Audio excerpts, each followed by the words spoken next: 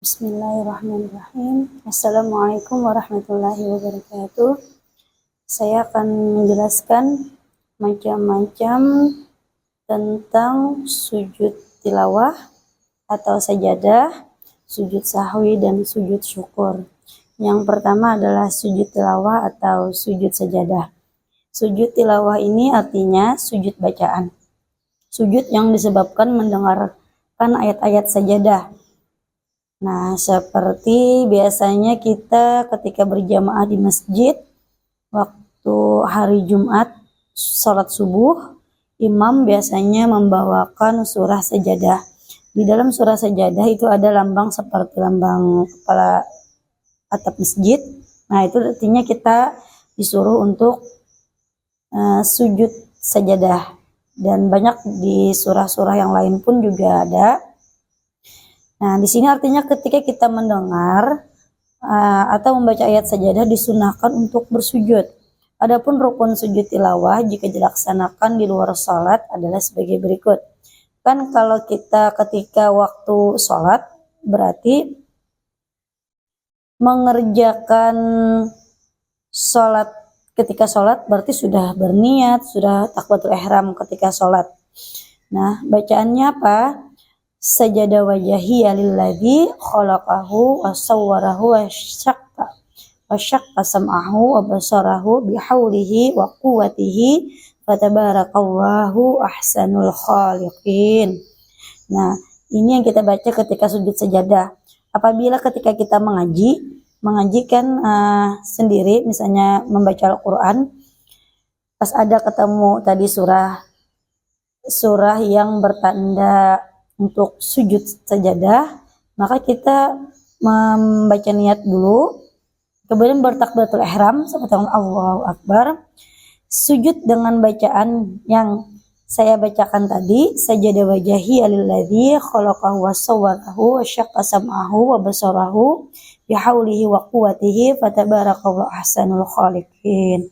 Nah, kemudian setelah duduk sebentar, salam ke kanan dan ke kiri. Tapi apabila ketika dalam waktu sholat, ketika sujud, maka langsung bangkit dari sujud itu, meneruskan bacaan ayat jika ayat belum selesai dibaca. Nah, semoga dapat dipahami. Ini adalah tentang masalah sujud sajadah.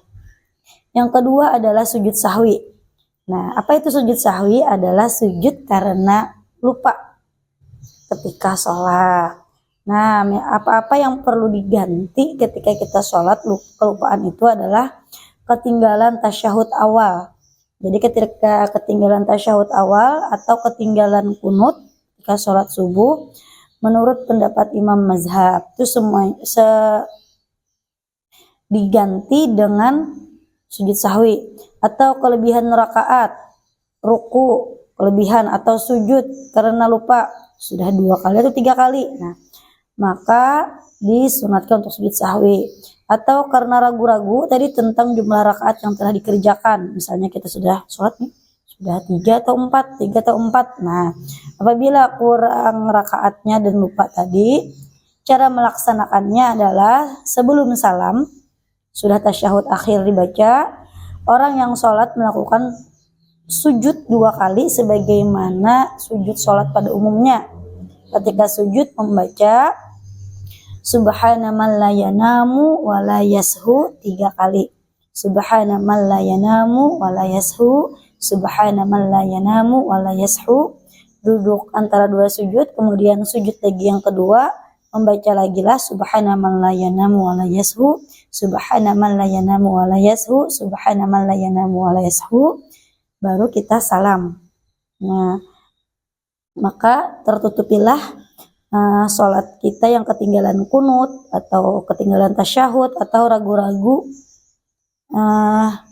ketika kita sholat tadi, apakah sudah ruku, sujud. Nah, di situ Maha Suci Allah yang tidak tidur dan tidak pelupa, karena manusia adalah orang yang pelupa tadi. Lanjut, yang ketiga adalah sujud syukur. Sujud syukur artinya sujud terima kasih karena mendapatkan nikmat atau terhindar dari suatu bencana atau musibah. Biasanya ketika kita berangkat haji atau umrah, ada yang melakukan baru sampai di pesawat langsung melaksanakan sujud syukur. Nah, ketika sampai ke tanah haram, boleh di situ hukum sujud syukur adalah sunnah. Pelaksanaannya dapat dilakukan di luar sholat atau sembarang tempat asal suci. Nah, dan boleh dilakukan tanpa berwudu. Ini menurut Imam Malik dan ulama yang lain. Nanti ada saya bahas. Dan sini melakukannya boleh tidak harus menghadap kiblat dengan cara berniat sujud syukur, kemudian sujud 1 kali sambil membaca doa curahan rasa syukur tadi, bisa membaca tasbih atau seperti bacaan sujud salat dan sebagainya. Bacaan salat kan subhana rabbiyal a'la wa bihamdi. Nah, menunjukkan sikap rasa syukur kepada Allah Subhanahu wa taala. Alhamdulillahi rabbil alamin bi ni'matihi tatimmus shalihat. Segala puji bagi Allah, Tuhan seluruh sekalian alam dengan nikmat yang menyempurnakan yang baik. Nah, boleh juga doanya yang lebih panjang, subhanakallahumma anta rabbi haqqa sajadtu laka ya rabbi ta'abbuda wa riqqa Allahumma inna amali dha'ifun wa dha'if li Allahumma kini adabaka yauma tub'atsu ibaduka wa tub alayya innaka antat tawwabur rahim. Ada juga boleh Allahumma ktubili biha indaka ajra wa da'anni biha wizra wa ja'alha li indaka zakhara wa taqabbalha minni kama taqabbaltaha min abdika Dawud.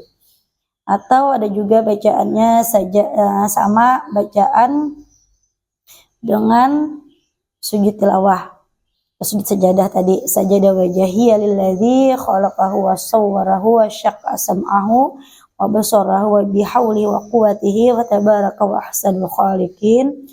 Allahumma ij'alni minasyakirin, Allahumma ij'alni minasyakirin, Allahumma ij'alni minasyakirin.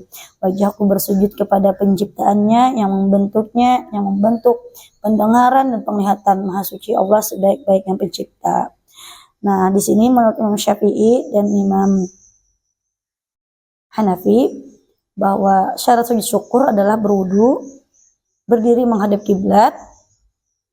Ini mazhab kita, berniat sengaja aku sujud syukur karena Allah Ta'ala, bertakbiratul ihram, jadi bersujud menyentuh bumi atau lantai dengan sekali sujud saja. Bertakbir seiring bangun dari sujud, kemudian memberi salam.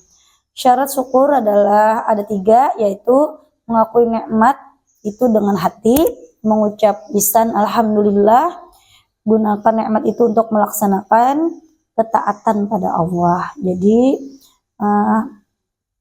boleh kita tadi bersujud syukur.